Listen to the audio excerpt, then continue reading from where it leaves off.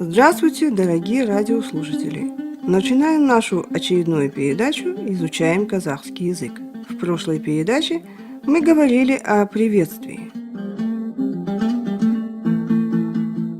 После любого приветствия, как правило, люди спрашивают друг друга о делах, здоровье, о домашних и так далее.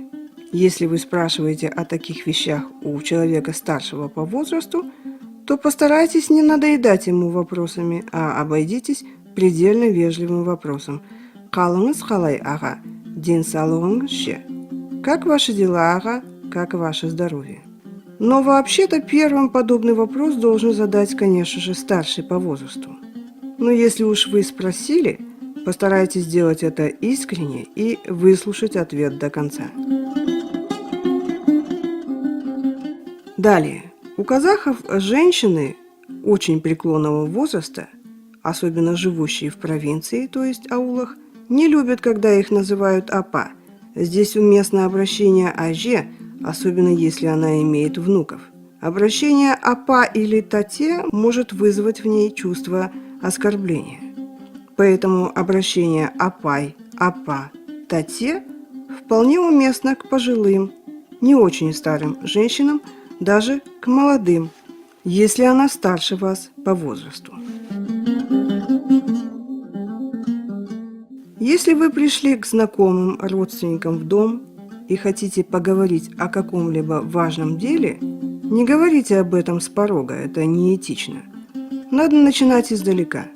Обязательно после приветствия надо пространно спросить о здоровье, делах, детях. Вспомните какой-либо приятный эпизод из жизни хозяина дома, и только после этого заговорить о деле. Очень часто после расспросов типа «Қалдарыңыз қалай?» «Как ваши дела?» «Үй іші аман ба?» «Все ли здоровы в доме?» мы слышим ответ, особенно от старших людей «Шүкір», «Шүкіршілік» или «Аллаға шүкір», что означает «Слава Богу, хорошо».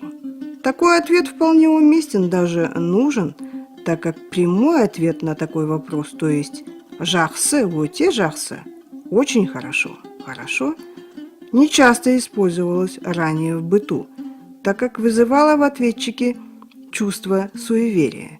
Поэтому если и вы дадите такой же ответ, как «шүкір», «шүкіршілік», он прозвучит вполне уместно, так как вы одновременно как бы огораживаете себя от всяческих неприятностей.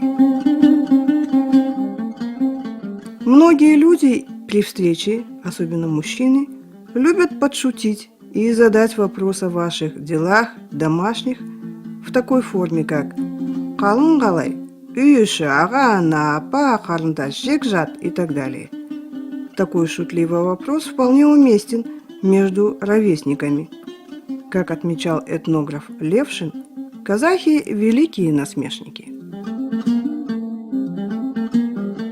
На этом мы заканчиваем нашу передачу. До новых встреч! С вами была Салтанат Ермекова.